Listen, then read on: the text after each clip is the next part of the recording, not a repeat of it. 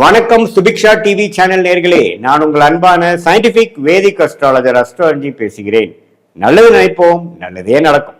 இந்த வீடியோல நம்ம என்ன பார்க்க போறோம்னா, ரிஷப ராசிக்காரர்களுக்கு ஜனவரி 2026 எத்தகைய ஒரு பலாபலன்கள் நிறைந்த ஒரு மாதமாக இருக்க போகுது அப்படின்னு நம்ம பார்க்க போறோம்.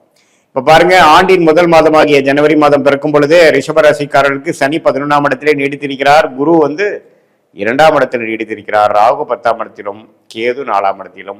ஆண்டு கிரகங்கள் எந்தவித மாற்றங்களும் மாதம் முழுவதும் இருக்க போறது இல்லை.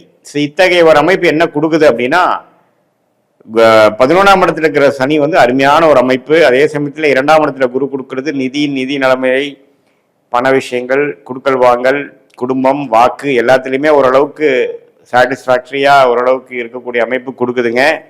அதே சமயத்தில் கேது 4ஆம் இடத்துல இருந்து வீடு, தாயார், இடம், வண்டி, வாகனத்தில் சில கோளாறுகள், சில அக்கறை தேவைப்படுகிறது. உடல் நலமாக இருந்தாலும் சரி, அதோட மெயின்டெனன்ஸ் விஷயங்கள், உயிர்காரத்துமாகிய தாயார், ஜடகாரத்துமாகிய மூவபிள் ப்ராப்பர்ட்டிஸ் விஷயத்தில் கொஞ்சம் அக்கறை தேவைப்படுகிறது. அதே சமயத்தில் 10ஆம் இடத்துல இருக்க ஒரு ராகு சிறு தொந்தரவுகள், சிறு பிரச்சனைகள், அதுக்கு தகுந்த மாதிரி நம்ம சொல்யூஷன் கொடுக்கக்கூடிய அமைப்பு, நம்ம முயற்சிகள் எடுக்கக்கூடிய அமைப்பு, வேலை தொழிலில் இருந்துகிட்டே இருக்கும்.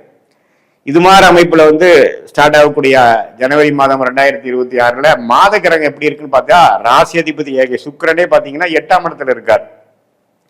ஆனால் நல்ல வேலை குருவின் பார்வையில் இருக்கிறார். செவ்வாயும் 8ல் இருக்கார், சூரியனும் 8ல் இருக்கார், புதனும் 8ல் இருக்கார்.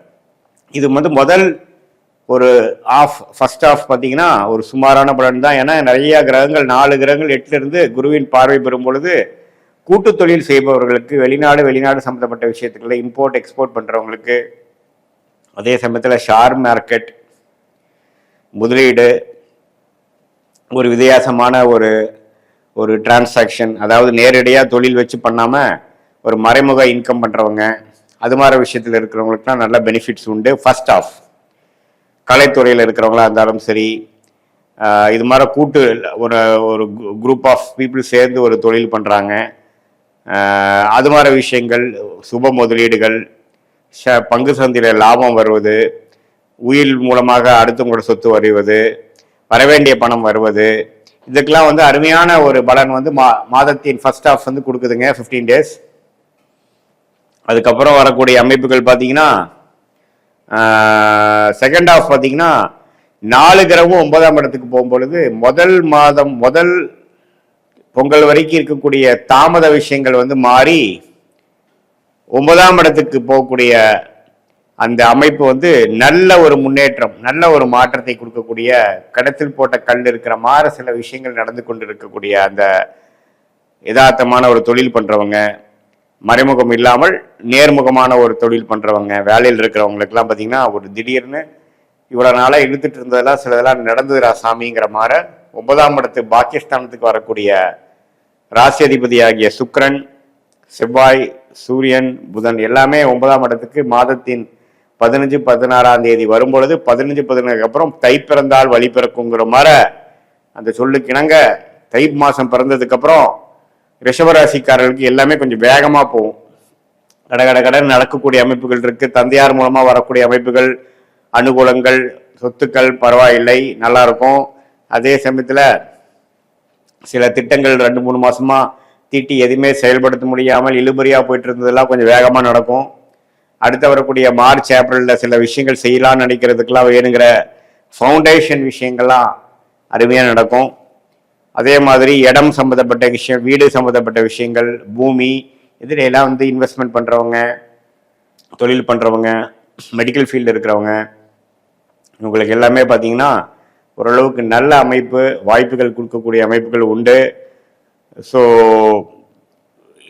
இல்லத்தரசிகளாக இருந்தாலும் சரி, மாணவர்களாக இருந்தாலும் சரி, நடுத்தர வயதினராக இருந்தாலும் சரி, சீனியர் சிட்டிசனாக இருந்தாலும் சரி, பொங்கல் முடிந்ததுக்கு அப்புறம், தை பிறந்ததுக்கு அப்புறம் பார்த்தீங்கன்னா ஓரளவுக்கு எல்லா விஷயங்களும் அவங்களுடைய வாழ்க்கைக்கு தகுந்த சம்பவங்கள் சாதகமான சம்பவங்களாக வரக்கூடிய அமைப்புகள் உண்டு.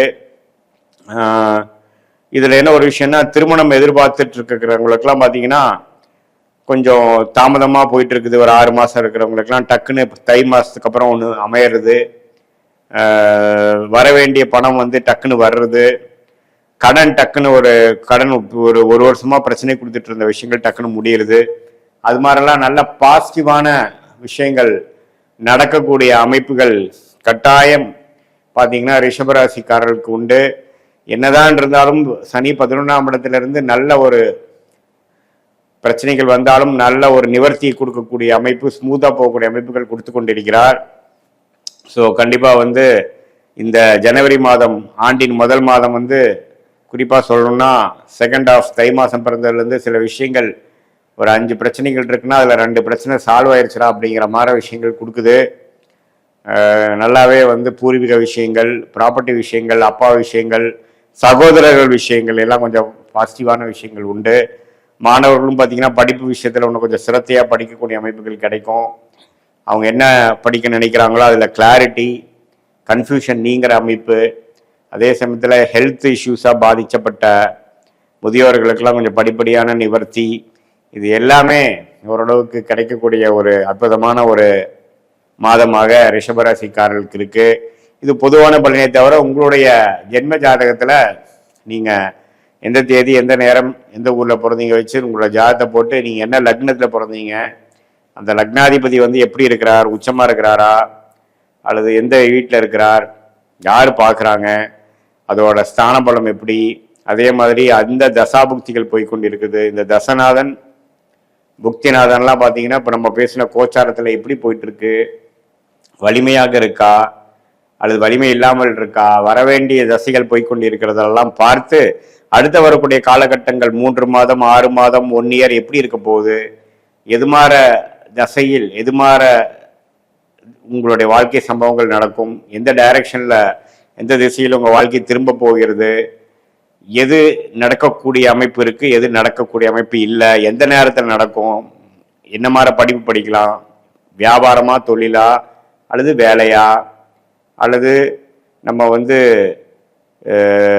வேலை மாறக்கூடிய அமைப்புகள் வந்து எந்த நேரத்தில் மாறுறது நல்லது, எப்போ வேகமாக போகணும், எப்போ அடக்கி வாசிக்கணும், எப்போ கடன் அடையும், இது மாதிரி வாழ்க்கைக்கு தேவையான எல்லா இம்பார்ட்டண்ட்டான விஷயங்கள் எல்லாம் நம்மளுடைய தசா புக்திகள் வச்சு நம்ம இப்போ பேசின கோச்சாரத்தையும் நம்ம வந்து ஒரு சேர்த்து பார்க்கும் பொழுது சயின்டிஃபிக் வேதிக் அஸ்ட்ராலஜி முறையில் எந்த விதத்திலும் மிகைப்படுத்தாமல் பரிகாரங்கள் அது மாதிரி விஷயத்துக்குள்ள போகலாமல் உள்ளது உள்ளவாறு நம்ம பார்க்கும் பொழுது கரெக்டாக இப்போ என்ன போயிட்டு இருக்கு, எது மாதிரி அமைப்புகள் வந்து நமக்கு காத்திருக்கிறது, தேவையற்ற விஷயங்களை வந்து நம்ம எப்படி தவிர்ப்பது அப்படிங்கிறதெல்லாம் துல்லியமாக முடிவு பண்ணி சயின்டிஃபிக் வேதிக் அஸ்ட்ராலஜி மூலமாக நல்ல கரெக்டான முடிவுகள் சரியான நேரத்தில் எடுத்து வாழ்க்கையில் எதிர்நீச்சல் போடாமல் வாழ்க்கையில் எளிதில் வெற்றி பெற முடியும் என்று சொல்ல விரும்புகிறேன்.